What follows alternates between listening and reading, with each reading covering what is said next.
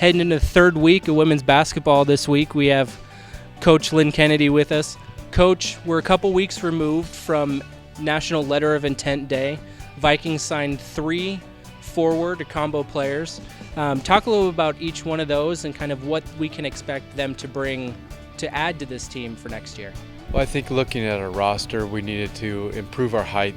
I think that's one of the post area is where we need some more depth. So we really focus on some combo 3-4 players and then a power post player that could come in and learn our system and improve throughout that first year. So I'm really excited about the 3 players that we signed early.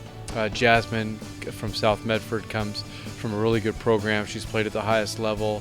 They go back, play Washington, D.C. They go play down in Southern California. They play, St. Mary's in California. So she's played against some of the better high school teams.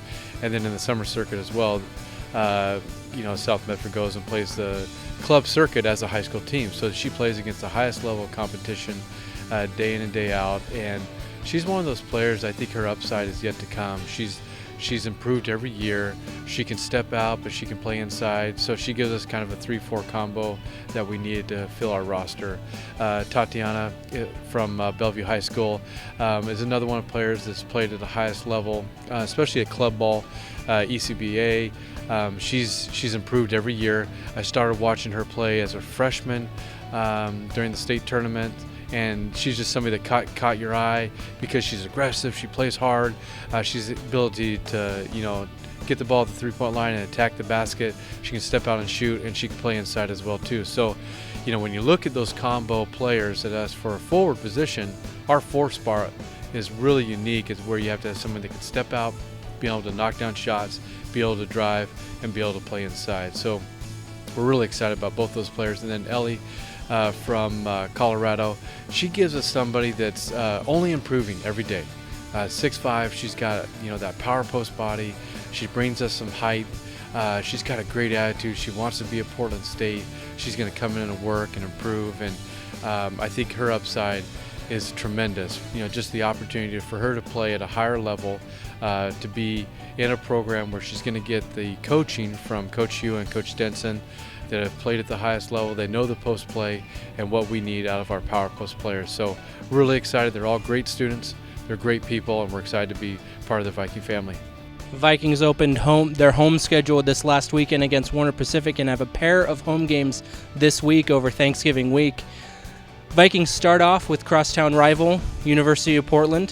What have you seen so far this year from the Pilots? Well, they're a young team as well. I think that each game that we've seen them play this year, they've improved. They've got some really good shooters, and they've got some really good power post players. So it gives us maybe a different look than what we've seen so far this year because it gives us kind of an outside-in look. I think their tendency is to play from the outside and then look for their power post players. So they all can shoot. They've got that good inside presence as well. So we've got to be, for us, this game has got to be our best defensive game of the year. We've got to be able to set tempo, and we've got to be able to rebound the basketball as well. So, they're a young team, but they've improved every game. They had the lead against Montana in the first half going into halftime. So they're a team that can play at the highest level and compete. We've just got to be able to counter that and play our game. Vikings and Pilots clash this Tuesday at 7 o'clock here at the Stott Center before the Vikings have a couple days for Thanksgiving and then are right back here at Stott against UC Davis. What have you seen so far from the Aggies? UC Davis, they're a very tall team. They're very physical. So it's probably the counter to Portland where they're more inside-outside. Against San Diego State, they were able to establish the paint. They dominated really the paint. They were able to rebound. They were able to get inside shots.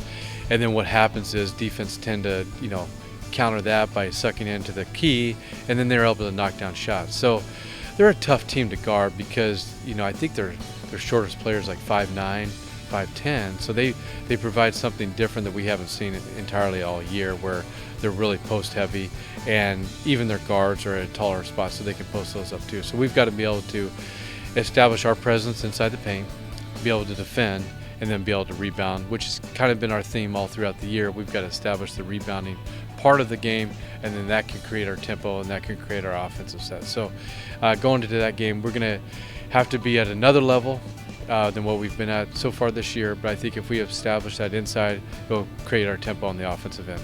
Vikings and Aggies Friday here at the Stott Center at 7 o'clock.